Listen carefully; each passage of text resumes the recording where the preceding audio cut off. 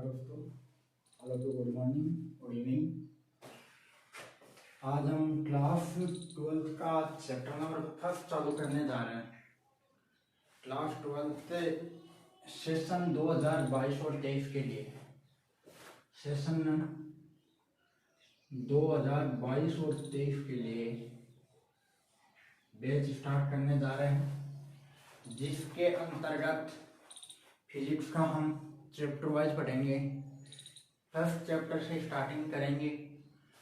तो देखो, थोड़ी सी मैं चर्चा करता हूँ पेपर पैटर्न के ऊपर। पेपर में टोटल मार्किंग होती है अपने, देखो 100 नंबर की। इसमें फिजिक्स के अंदर टोटल मार्किंग होती है 100 नंबर की।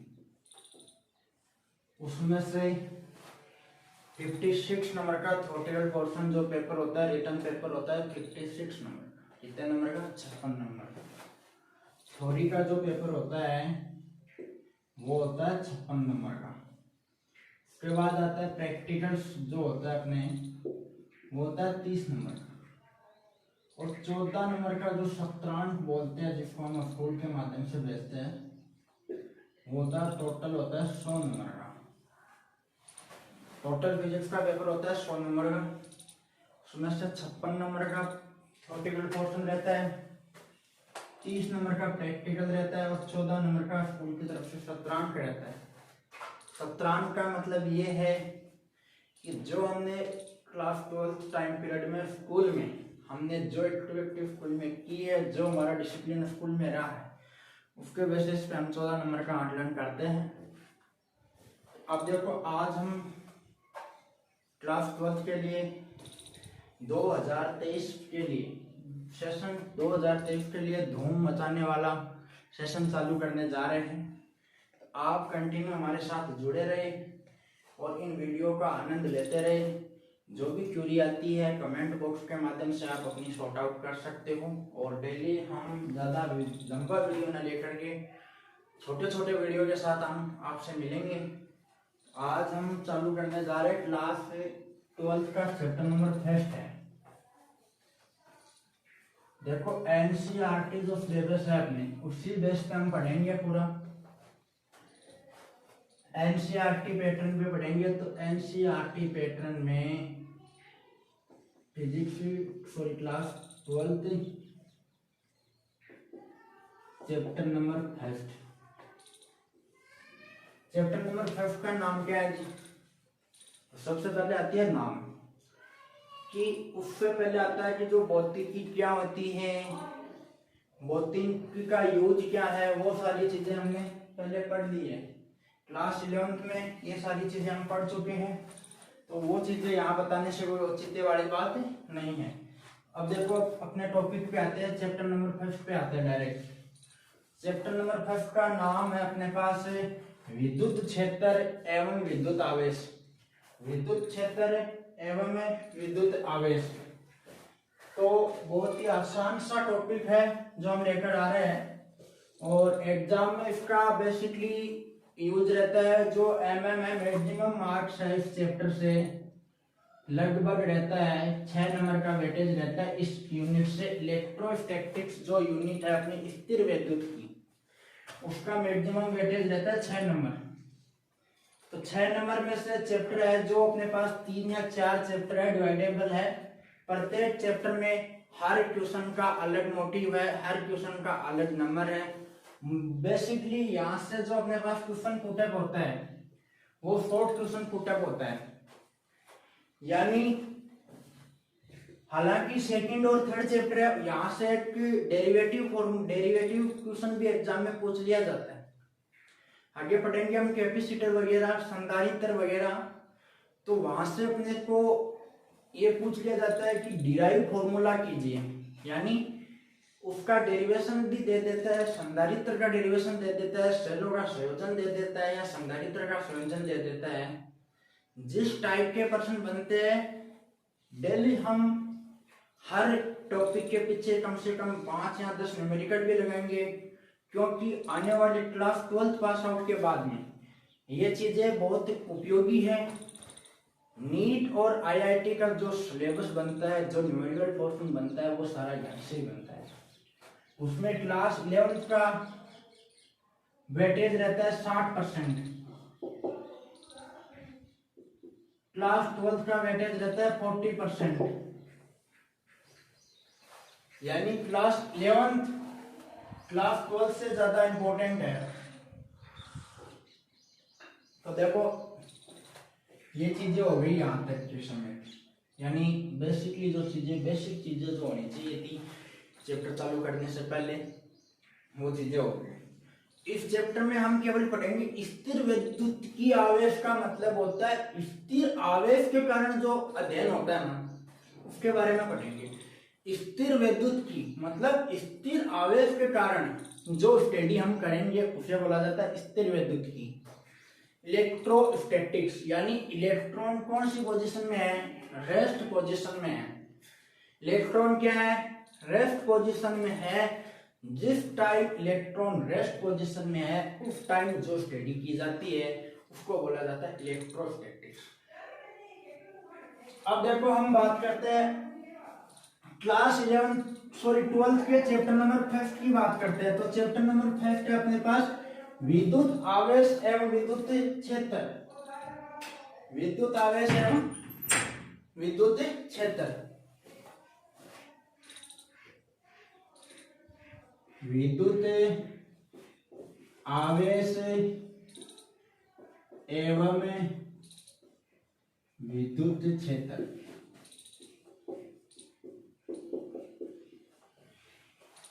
Electric charge and electric field. विद्युत को बोला जाता है इलेक्ट्रिक और चार्ज को बोला जाता है सॉरी आवेश को बोला जाता है इंग्लिश में चार्ज और क्षेत्र को इंग्लिश में बोला जाता है फील्ड। तो देखो इंग्लिश में उस चैप्टर का नाम क्या हो गया, electric charge and electric field, विद्युत आवेश एवं विद्युत क्षेत्र। तो सबसे पहले तो देखो बात होती है कि जो चैप्टर अपने पास है उस चैप्टर के बारे में पढ़ेंगे। जिसको नाम क्या है चैप्टर का, पहले जाओ चैप्टर के नाम पे, यानी उस चैप्टर का जो नाम है उसका अपने को पता होना चाहिए। कि जैसे अपना गांव है किसी शहर में तो वो पहले तो उस शहर की लोकेशन ध्यान में होनी चाहिए, फिर वो कौन से स्टेट में है, को अपना गांव कौन सी तहसील में है, कौन सी ग्राम पंचायत में, ये सारी चीजें अपने को क्या होनी चाहिए, ध्यान होनी चाहिए, तभी हम उस गांव तक पहुंच सकते हैं। इसी प्रकार यही कंडीशन कहाँ लागू होती है, हर सब्जेक्ट में लागू होती है। फिजिक्स की बात नहीं कर रहा, कि जो चैप्टर अपने पास आ रहा है उस चैप्टर का जो नाम है उसकी अपने को डिटेल होनी चाहिए, उसका बायोडाटा अपने पास होना चाहिए। तो सबसे पहले तो देखो विद्युत, जो विद्युत शब्द आता है, विद्युत शब्द की उत्पत्ति कहां से होती है। एक साइंटिस्ट हुआ करते थे बेंजामिन फ्रैंकलिन, जो साइंटिस्ट है भौतिकी के क्षेत्र में बहुत ही उपयोगी उपयोग रहा है उनका, बहुत ही वो अनुभव और योगदान फिजिक्स के क्षेत्र में रहा है। तो बेंजामिन फ्रैंकलिन एक बार देखो विद्युत की उत्पत्ति किस प्रकार होती है और विद्युत की खोज उन्होंने किस प्रकार से। भाई आज न्यूटन को तो हम सब जानते हैं कि न्यूटन ने ग्रेविटेशन फोर्स, गुरुत्वाकर्षण जो बल हम पढ़ते हैं उसकी खोज न्यूटन ने किस तरह, सेब के पेड़ के नीचे बैठा था, सेब ऊपर से आया उसके सर पे पड़ा, ये चीजें सारे हम पढ़ते हैं। उसी प्रकार आज बेंजामिन फ्रैंकलिन ने इस विद्युत के बारे में क्या बताया। देखो बेंजामिन फ्रैंकलिन ने विद्युत की खोज की।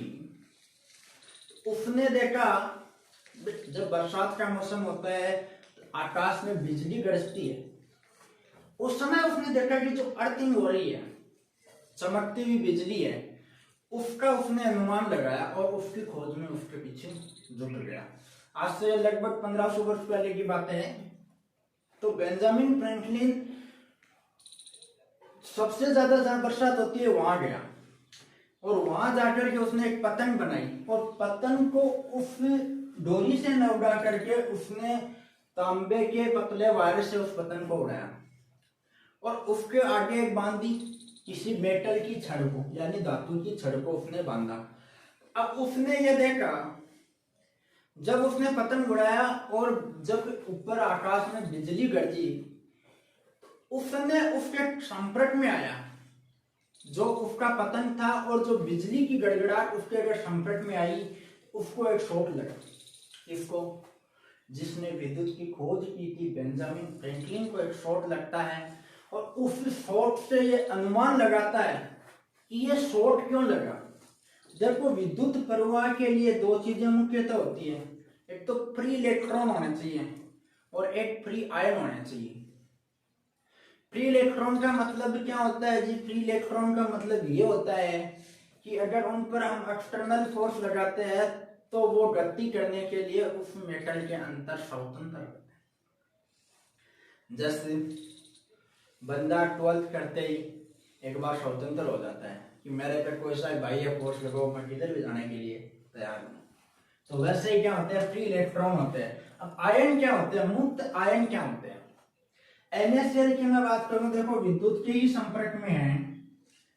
NaCl की मैं बात करता हूं, नमक बोलते हैं, सब जानते हैं। नमक क्या होता है कि एक विद्युत का चालन करता है, सबको पता है। लेकिन NaCl विद्युत का चालन करता कब है? जब ये आयनिक रूप में होता है, ठोस की अवस्था में नहीं करता। सॉलिड स्टेट में क्या नहीं करता है? NaCl विद्युत का चालन नहीं करता है। लेकिन अगर ये आयनिक रूप में होता है, आयनिक रूप में होने का मतलब अगर इसका विलयन बना के जल में घोल दिया जाए तो Na+ और Cl- दोनों जो आयन है वो अलग अलग विखंडित हो गए। भाई मुख्यतः आवेश की बात करते हैं तो मुख्यतः आवेश भी दो प्रकार के होते हैं, धनावेश और ऋणावेश। तो ये तो हम जानते हैं कि आवेश की जो प्रकृति होती है,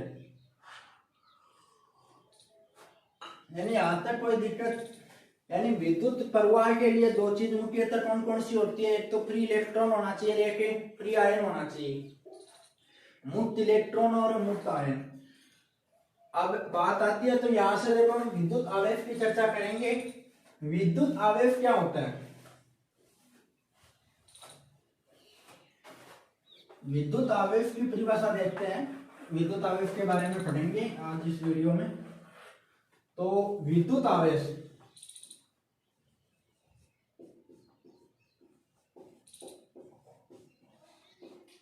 इसको देखो प्रदर्शित किया जाता है Q से। विद्युत आवेश को किससे क्या प्रदर्शित किया जाता है? कैपिटल Q से। Q for queen. क्वीन से किसको दर्शाया जाता है? विद्युत आवेश को। क्यों? अट्रैक्टिव और रिपल्शन की जो प्रकृति होती है वो किसमें ही होती है? या तो क्वीन में होती है या आवेश में होती है। तो देखो आवेश की परिभाषा देते हैं, किसी पदार्थ का वह गुण, किसी भी पदार्थ का वह गुण जिसमें किसी दूसरी वस्तु को आकर्षित या प्रतिकर्षण करने की प्रकृति जिसमें पाई जाती है। गुण होता है जिसके कारण विद्युत प्रभाव और वह चुंबकीय प्रभाव को अनुभव कर सके। क्या होती है? फिर से देखो, किसी भी पदार्थ का वह गुण जिसके कारण वह पदार्थ चुंबकीय प्रभाव या विद्युत प्रभाव, इलेक्ट्रिक इफेक्ट और मैग्नेटिक इफेक्ट का अनुमान कर सके या उनका कल्पना कर सके, वो क्या कहलाती है? उस पदार्थ की आवेश की प्रकृति कहलाती है। आवेश की परिभाषा क्या है? फिर से बोल रहा हूं, आराम से लिख लीजिएगा, सुंदर सुंदर हैंडराइटिंग में नोट्स बनाओ।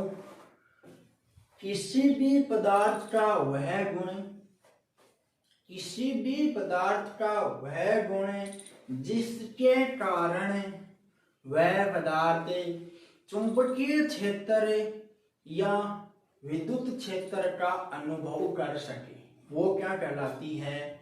उस पदार्थ का विद्युत आवेश की प्रकृति कहलाती है।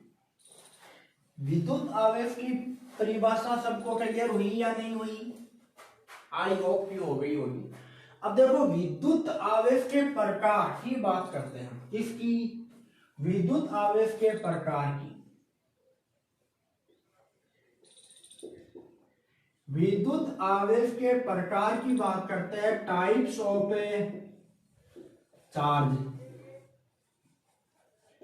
देखो साथ साथ में जो अंग्रेजी के शब्द है वो भी अपने को लिखने हैं। क्यों लिखने हैं? ये शब्द बहुत उपयोगी है। आगे आप बीएससी करोगे या आईआईटी नीट की तैयारी करोगे तो ज्यादातर आपको इंग्लिश शब्द ही यूज लेने को मिलेंगे।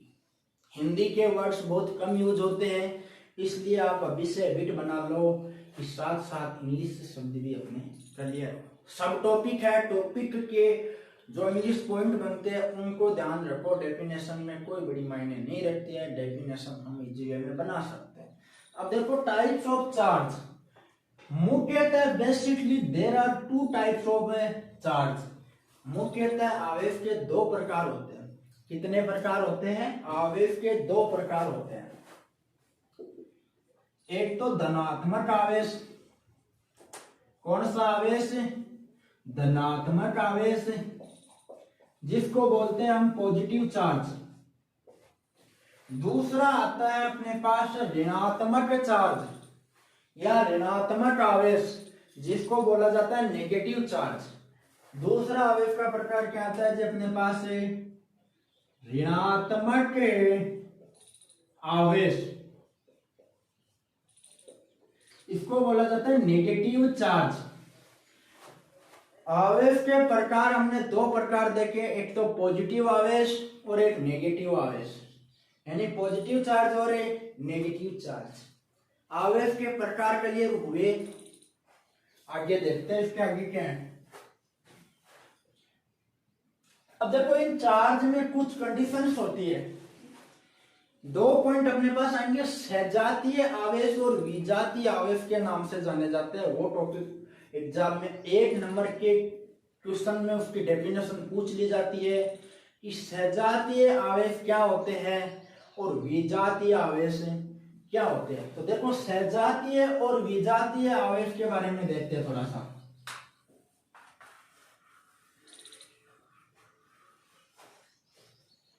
सजातीय आवेश यानी नाम से ही क्लियर हो रहा है। सजातीय आवेश यानी नाम से ही क्लियर हो रहा है कि सजातीय आवेश की हम डेफिनेशन क्या दे सकते हैं?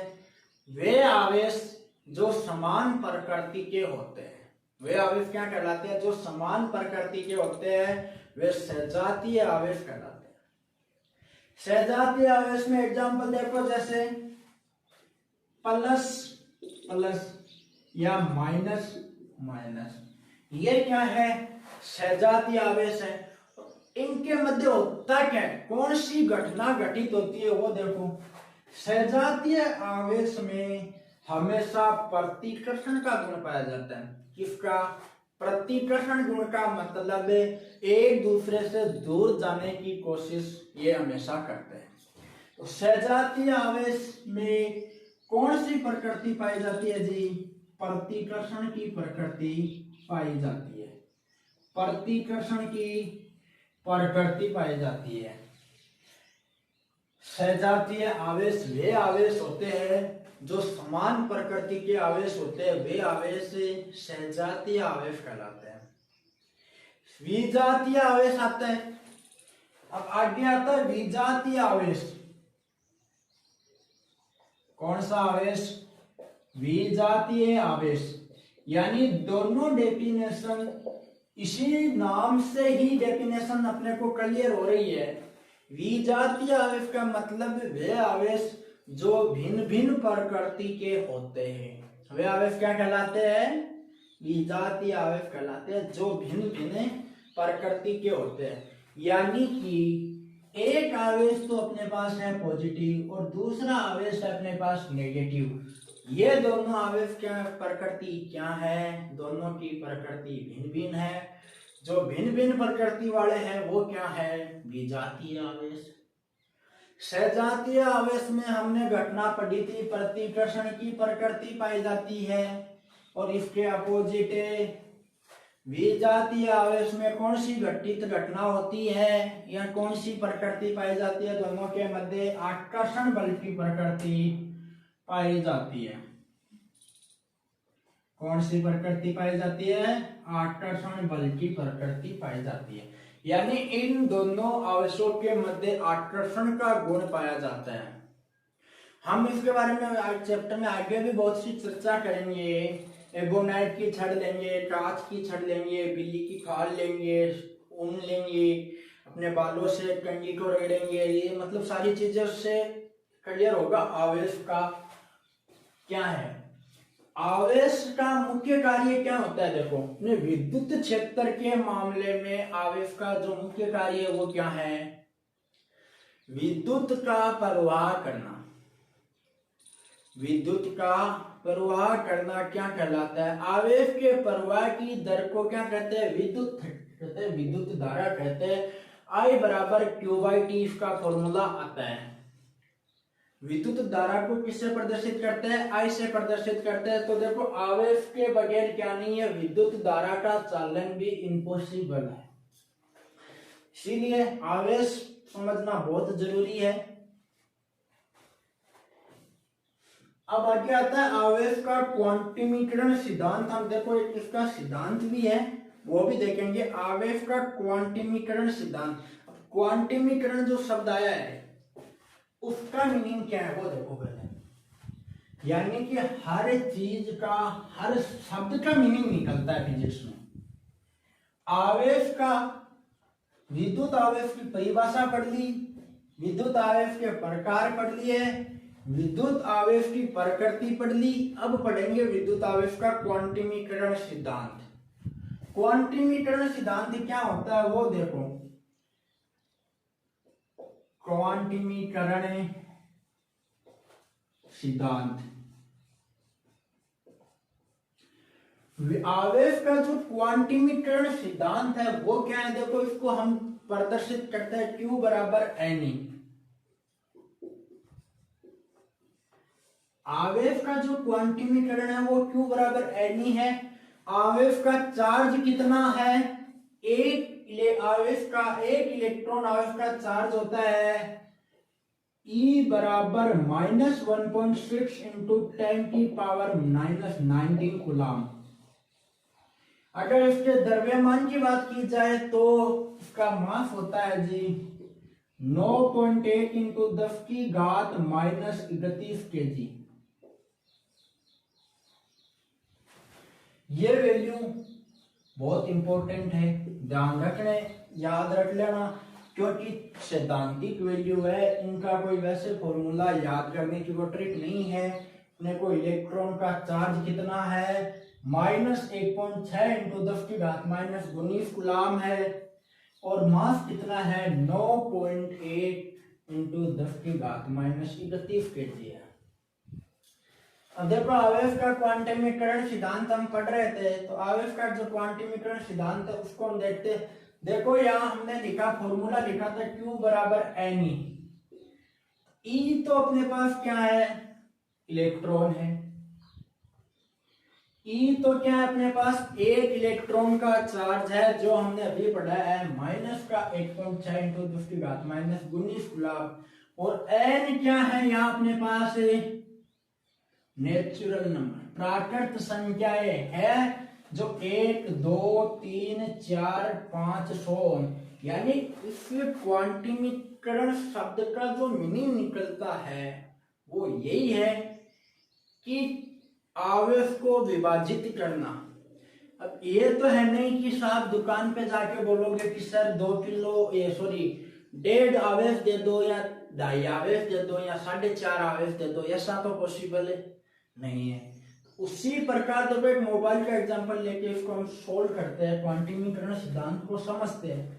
आप किसी जैसे मोबाइल की शॉप पे गए और वहां जाके आपने बोला कि भैया मेरे को 1.5 मोबाइल दे दो, या 3.5 मोबाइल दे दो, 2.25 मोबाइल दे दो, ये पॉसिबल है क्या? उसी प्रकार हम आवेश को 1.5 2.5 ऐसे नहीं ले सकते। आवेश को हम एक के बाद दूसरा, दूसरे के बाद में तीसरा या चौथा या 2.5 3.5 1.5 नहीं ले सकते। यही आवेश का क्वांटिमीकरण सिद्धांत है जिसको हम रिप्रेजेंट करते हैं Q बराबर Ne से। आवेश के क्वांटिमीकरण सिद्धांत का जो अपने पास उत्तर आता है वो अपने पास आता है Q बराबर Ne। यहां तक मेरे हिसाब से प्रॉब्लम नहीं होनी चाहिए। आगे हम देखते हैं इसके टॉपिक में आवेश का मात्रक, यूनिट ऑफ चार्ज। बहुत ही इंपॉर्टेंट टॉपिक है। देखो आवेश की अपने पास ये फॉर्मूले वगैरह है, यूनिट है, ये चीजें अपने को ध्यान होनी चाहिए। यूनिट ऑफ चार्ज, चाहे मात्रक लिख लो चाहे यूनिट ऑफ चार्ज लिख लो। इंग्लिश के शब्द हम ज्यादा यूज करेंगे, क्यों करेंगे, आगे आने वाले टाइम में अपने इंग्लिश के शब्द ही यूज होने हैं, तो इसका ले रहा हूं मैं unit of charge. Unit of charge. अब देखो आवेश का फॉर्मूला क्या है। आवेश का फॉर्मूला हम पढ़ेंगे, विद्युत धारा से इसका फॉर्मूला डिराइव करेंगे। विद्युत धारा की परिभाषा मैंने अभी बताई थी। आवेश के प्रवाह की दर को क्या कहा जाता है, विद्युत धारा कहा जाता है। तो विद्युत धारा को हम प्रदर्शित करते हैं आई से। आई बराबर हमने फॉर्मूला देखा था Q बटे में T, देखा था कि नहीं देखा था। अब देखो यहां से Q का फॉर्मूला क्या आएगा, I बराबर Q बटा T अपने पास है, और अपने को फॉर्मूला किसका चाहिए, आवेश का चाहिए, Q का ही तो चाहिए। तो यहां से Q का फॉर्मूला अपने पास क्या आ जाएगा, Q बराबर है I इंटू T। एकांक आवेश में बहने वाली धारा को क्या कहा जाता है, आवेश कहा जाता है। एकांक इकाई में, एकांक समय में गुजरने वाली धारा को एकांक आवेश कहा जाता है। अब देखो आवेश का मात्रक है तो बात करते हैं, तो हम देखो कूलाम आता है। इसका मात्रक क्या आता है जी, कूलाम आता है। कूलाम कैसे आता है, देखो आई का मात्रक क्या होता है, एम्पियर होता है। एम्पियर इनटू समय का मात्रक क्या होता है, सेकंड होता है। क्योंकि क्लास 11th में चैप्टर नंबर 1 में विमीय विश्लेषण में ये चीजें हमने अच्छे से पढ़ी है। तो टी का फॉर्मूला क्या आता है, सेकंड आता है। हाँ, समय है वो फिजिकल क्वांटिटी में मूल राशि है, ये बात भी ध्यान रखना। व्युत्पन्न राशियां, मूल राशियां क्लास 11th के चैप्टर नंबर 1 में हमने पढ़ी है। एम्पियर इनटू सेकंड को हम क्या लिख सकते हैं जी, कूलाम। आवेश का मात्रक क्या आता है, यहां से कूलाम मात्रक आता है, जो सबसे छोटा मात्रक होता है। और आवेश का सबसे बड़ा मात्रक क्या होता है, फेराडे होता है, जो 96,500 कूलाम के बराबर होता है। एक फेराडे, देखो ये तो सबसे छोटे मात्रक की बात करते हैं, तब तो आता है अपने पास कूलाम। अगर सबसे बड़े मात्रक की बात करते हैं तो अपने पास मात्रक आता है फेराडे, जो एक फेराडे बराबर होता है 96,500 कूलाम। कितना होता है, 96,500 कूलाम।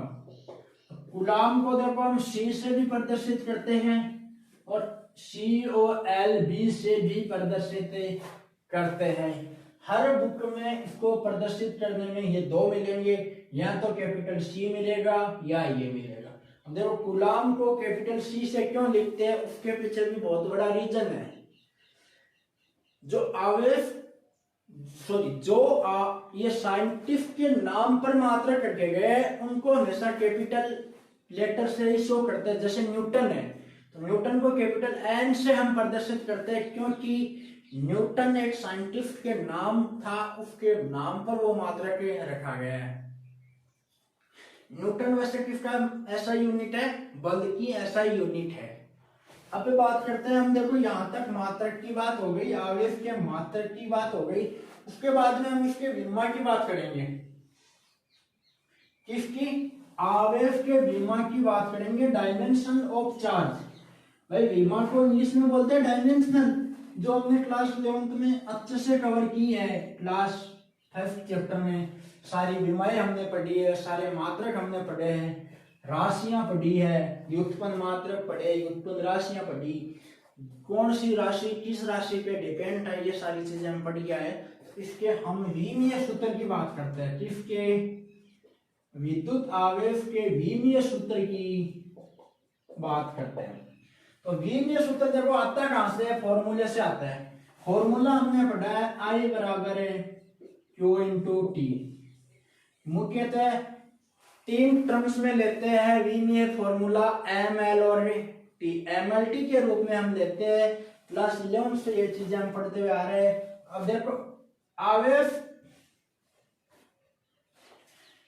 एम्पियर A1 और T1, तो इसका विमीय फॉर्मूला क्या आ गया जी, M0 N0 A1 और T1, यह आता है इसका विमीय सूत्र। और विमीय सूत्र के बाद में आता है आवेश का स्थानांतरण। भाई आवेश के स्थानांतरण का मतलब है कि माना कि यहाँ एक बिल्डिंग अपने पास में और है, एक क्लासरूम और है, कुछ एक बच्चों को इस क्लासरूम से उस क्लासरूम में लेके जाना है और उस क्लासरूम से कुछ एक बच्चों को इस क्लासरूम में लेके आना है, तो वो तो क्या हो गया, बच्चों का एक क्लास से दूसरी क्लास में स्थानांतरण हो गया। इसी प्रकार आवेश का भी क्या होता है, स्थानांतरण होता है। यदि आवेश इलेक्ट्रॉन को त्याग करता है, क्या इलेक्ट्रॉन को त्यागता है तो उसके क्या आती है जी, माना कि ये कोई मेटल ही और उसने उस आवेश इलेक्ट्रॉन को त्यागता है, तो उस पे क्या आता है, धनात्मक आता है, पॉजिटिव चार्ज आता है। कौन सा चार्ज आता है, पॉजिटिव चार्ज आता है। यदि कोई ऑब्जेक्ट या कोई धातु किसी भी इलेक्ट्रॉन का त्यागी होता है, उस पे क्या आता है जी, पॉजिटिव चार्ज आता है। पॉजिटिव चार्ज का मतलब वो कुछ ना कुछ इलेक्ट्रॉन अपने से बाहर निकाल रहा है, एक क्लासरूम से बच्चों को बाहर निकाल रहा है, वो तो क्या है, इलेक्ट्रॉन का त्याग करना, और पॉजिटिव चार्ज की उस पे कंडीशन आती है। अब देखो एक तो होता है त्यागी और एक होता है ग्राही। इलेक्ट्रॉन का जो ग्रहण करता है, भाई ये इलेक्ट्रॉन जिसने यहाँ से त्याग कर दिया, उस इलेक्ट्रॉन को कोई ना कोई तो ग्रहण करेगा, क्योंकि ऊर्जा संरक्षण का नियम क्या बोलता है, ऊर्जा को एक रूप से दूसरे रूप में परिवर्तित किया जाता है, न तो ऊर्जा को नष्ट किया जाता, नहीं ऊर्जा को उत्पन्न किया जा सकता। उसी हिसाब से आवेश संरक्षण का नियम भी यही बोलता है। आवेश संरक्षण का नियम क्या है, आवेश को एक वस्तु से दूसरी वस्तु में स्थानांतरित किया जा सकता है। तो अगर यहाँ से इलेक्ट्रॉन त्यागा गया है तो उसको कोई ना कोई ग्रहण करने वाला भी तो मिलेगा, जो इलेक्ट्रॉन को ग्रहण करता है उस पर आता है नेगेटिव चार्ज। इलेक्ट्रॉन का स्थानांतरण यानी जो त्याग करता है, जो निकालता है घर से, उस पे तो पॉजिटिव चार्ज है, और जो घर में लेके आता है उस पे नेगेटिव चार्ज है। समझ गए, इलेक्ट्रॉन का स्थानांतरण अच्छे से समझ में आया। तो आगे हम देखो इसके 1-2 टॉपिक पे बात और करते हैं, उसके बाद हम इस क्लास को यहीं एंड करेंगे।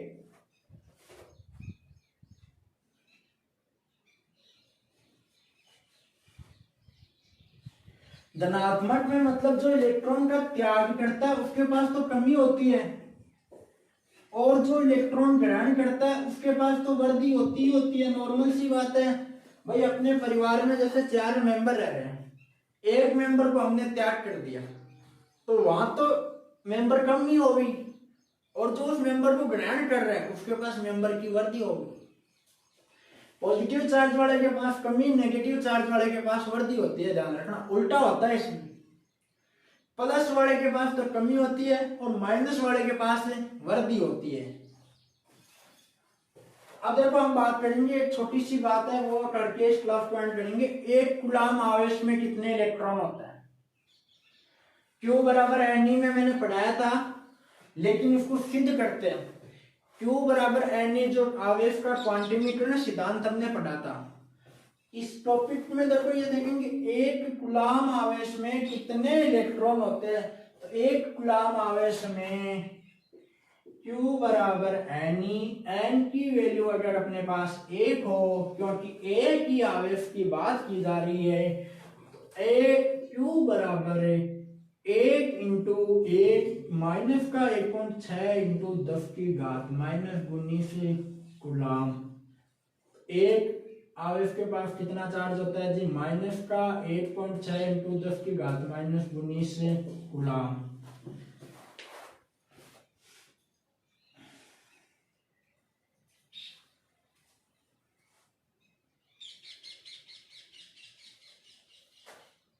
एक आवेश की बात कर रहे हैं तो उसका पूरा चार्ज आ गया, तो एक आवेश की बात कर रहे हैं, इसका मतलब अपने को एन की वैल्यू पूछ रहे हैं, 1/1.6 इंटू 10 की घात माइनस 19 कूलाम। यहां तक कोई दिक्कत? देखो उसको एक मैं वो करवा देता हूँ, न्यूमेरिकल करवा के हम इसको क्लास को एंडिंग की ओर लेके जाएंगे। पढ़ते रहो, कंटिन्यू जुड़े रहो हमारे साथ, और लाइक शेयर और सब्सक्राइब इस वीडियो को कंटिन्यू करते रहे। देखो एक क्वेश्चन है, वो देखते हैं। एक धातु के गोले पर, कोई मान लो धातु का गोला है, ये क्या है, धातु का गोला है, और इस धातु के गोले पर 3 गुणा 10 की घात माइनस 19 कूलाम, कितना, 3 गुणा 10 की घात माइनस 19 कूलाम ऋणात्मक आवेश आ रहे हैं, ऋणावेश है। सामान्य अवस्था से कितने इलेक्ट्रॉन कम या अधिक है? देखो सामान्य अवस्था से इलेक्ट्रॉनों की संख्या पूछी है कि कम है या अधिक है, तो Q की वैल्यू तो अपने को दे रखी है, क्वांटीमीटर सिद्धांत वाले फॉर्मूले से देखेंगे। तो पहले तो लिखेंगे हम फॉर्मूला Q बराबर एनी, जो अपने पास आवेश का क्वांटीमीकरण सिद्धांत से जो फॉर्मूला आता है। दूसरी चीज देखो, जब भी हम ऐसे न्यूमेरिकल सोल्व करते हैं तो उसमें पहले दिया हुआ क्या है वो चीजें लिखना जरूरी होती है। दिया हुआ क्या है, प्रश्न पूछ क्या रहा है, और फाइंड आउट क्या करवा रहा है, यानी सिद्ध क्या करवा रहा है, वो चीजें देखना जरूरी है। तो n का मान पूछ रहा है अपने को, और E की वैल्यू अपने पास है ही। तो देखो Q बराबर एनी से अगर बात करें तो Q की वैल्यू तो अपने पास है 3 गुणा 10 की घात माइनस 19 इंटू n अपने को दे रखा है, दे नहीं रखा, n की वैल्यू अपने को सिद्ध करनी है, माइनस 1.6 इंटू 10 की घात माइनस 19 कूलाम। अब देखो n की वैल्यू आ जाएगी यहाँ, लास्ट में मात्रा कटेंगे, कूलाम से कूलाम कटेगा, हमेशा मीटर बटे मीटर क्या होता है, कैंसिल होता है।